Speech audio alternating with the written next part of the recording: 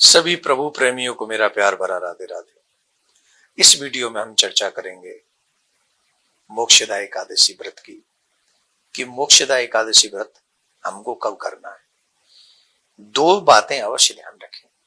एक तो एकादशी के व्रत के दिन हमें ये व्रत की कथाएं अवश्य सुननी चाहिए।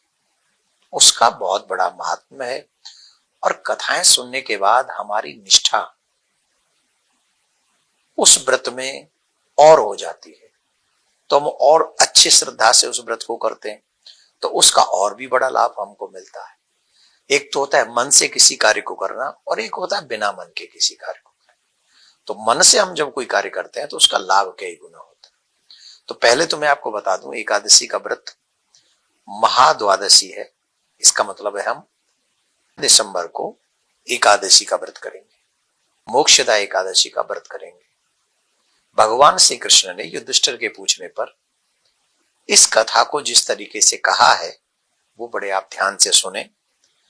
गोकुल नाम के नगर में एक वैखानस नामक राजा राज्य किया करते थे, और वो जो राजा थे बड़े धर्मात्मा थे, स्वयं भी धार्मिक थे, उनकी प्रजा भी धार्मिक थी। चारों वेदों के मर्मज्ञ विद्वान ब्राह्मण साधु संत भक्त उस नगर में रहा करते थे। यज्ञ होम इत्यादि समय समय पर होते रहते थे,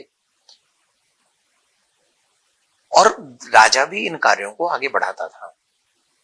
देखो, हमारे घर में, हमारे नगर में अच्छे कार्य ज्यादा हों उसका भी प्रभाव है, और बुरे कार्य हों तो उसका भी हमारे जीवन पे प्रभाव होता है। इसलिए कहानियों में, कथाओं में, इतिहास में अच्छे राजाओं के, जो धार्मिक राजा हुए हैं, उनको बड़े सश्रद्धा स्मरण किया जाता है।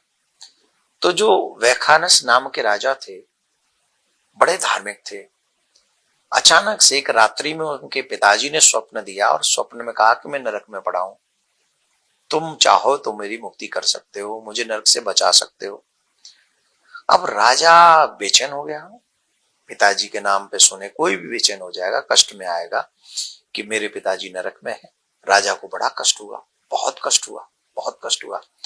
तो राजा ने सुबह उठते ही सभा में गए। सभा में तमाम ब्राह्मणों से पूछा, विद्वान ब्राह्मणों से पूछा कि मेरे पिताजी नरक में है और मेरे लिए ये फिर राज, ये महल, ये सुख, ये संसाधन सब व्यर्थ लगने लगे जब से मुझे स्वप्न में पिताजी का ये आदेश हुआ है कि मैं नरक में हूं। तो ब्राह्मणों ने कहा कि पास में वन है, वहां पर कुछ तपस्वी लोग रहते हैं, संत महात्मा विद्वान त्रिकालज्ञ, वहां चल के पता कीजिए। तो उन्होंने, राजा गए और राजा ने जाके संतों के चरणों में साष्टांग दंडवत किया, और संतों के चरणों में प्रणाम करने के बाद ये बात रखी कि मेरे पिताजी जब से नरक में है, स्वप्न में जब से बताया कि वो नरक में है, मैं बहुत कष्ट में। आप विद्वान हैं, आप बताइए कि मेरे पिताजी नरक में क्यों हैं और कैसे उनकी मुक्ति हो सकती है। क्योंकि उस पुत्र का होना व्यर्थ है जिस पुत्र के होने के बाद भी पितरों की मुक्ति न हो, सदगति न हो। 100 नालायकों से तो एक लायक बेटा अच्छा है जो अपने माता पिता को नरक से मुक्त कर सकता है। तो संतों ने कहा कि देखो, तुम्हारे पिता की पत्नियां थी, कई पत्नी थी, एक पत्नी के कहने पर उसने दूसरी पत्नी को सुख नहीं दिया था, रति सुख नहीं दिया था, जिसके कारण वो नरक में पड़े हुए हैं। तो जब उन्होंने ये बताया तो कहा, महाराज मेरे पिता को नरक से मुक्ति कैसे मिलेगी। तब कहा कि अगर तुम मोक्षदा एकादशी का व्रत करो और व्रत का पुण्य अगर अपने पिताजी को दे दो तो इससे तुम्हारे पिताजी नरक से मुक्त हो जाएंगे। संतों की बात मानकर राजा नगर में आया, और नगर में आकर जब मोक्षदा एकादशी आई तो उसने पूर्णतः मन से, श्रद्धा से, निष्कपट होकर एकादशी का व्रत किया, जिसे मोक्षदा एकादशी हम कह रहे हैं। उसने व्रत किया और व्रत करके वो जो पुण्य था उस एकादशी का संकल्प करके अपने पिताजी को समर्पित कर दिया, और पिताजी तत्क्षण नरक से मुक्त हो गए। और जाते हुए उन्होंने कहा कि मैं तुम्हारे कार्य से प्रसन्न हूं, भगवान सबको ऐसा ही पुत्र दे, और मैं तुम्हें आशीर्वाद देता हूं कि तुम्हारा कल्याण।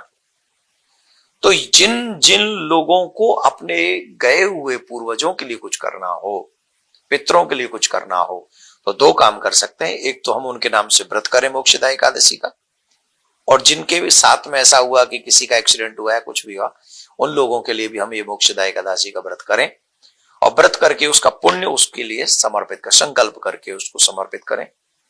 और इस दिन अपने पूर्वजों को, जिनके लिए भी आप कुछ वो पुण्य कर रहे हो, एकादशी व्रत कर रहे हो, तो उस दिन हमें अपने उन पितरों के लिए, पूर्वजों के लिए जो उनको प्रिय वस्तु हो वो दान भी करनी चाहिए। जो जो वो पसंद करते थे, लाइक करते थे, वो वस्तु दान करने से उनका आशीर्वाद हमको प्राप्त होता है। तो आप लोग सभी, वो लोग भी इस मोक्षदा एकादशी का व्रत करें जो अपने माता जी, पिताजी या हमारे परिवार में पूर्व में जिसको भी संदेह हो या कुछ भी ना हो, तो मोक्ष के लिए तो एक व्रत कर ही सकते हैं। तो हमको ये व्रत करना चाहिए और अपने पितरों को समर्पित करना चाहिए। व्रत का नियम क्या है? व्रत का वही नियम है, सुबह स्नान करें, अर्ली इन द मॉर्निंग उठे, भगवान को अभिषेक कराएं, नारायण भगवान और लक्ष्मी की पूजा करें, शालिग्राम की पूजा करें, मीन्स राधा कृष्ण की पूजा करें, आपके इष्ट राम सीता हैं तो उनकी पूजा करें, और फिर तुलसी का भोग लगाएं, तुलसी उनको समर्पित करें, और पीले पुष्प, पीला मिष्ठान नारायण भगवान को समर्पित करें, और जो भी रोली चंदन इत्यादि पंचामृत से अभिषेक करें। इसके बाद में ब्रह्मचर्य का पालन करें, झूठ न बोले, व्रत का भी संकल्प लें, पृथ्वी पर हो सके तो शयन तो करें नहीं, जागरण करें, उत्तम विधि तो यही है, ज्यादा खान पीन न करें, झूठ न बोलें, क्रोध न करें, इन नियमों का पालन करें। और इस एकादशी का व्रत बहुत शुभ है, आपके लिए भी, आपके पितरों के लिए भी। तो व्रत करें। आप सबको बहुत बहुत मंगल कामना। प्रिया कांजू सरकार आप सबका कल्याण करें। राधे राधे।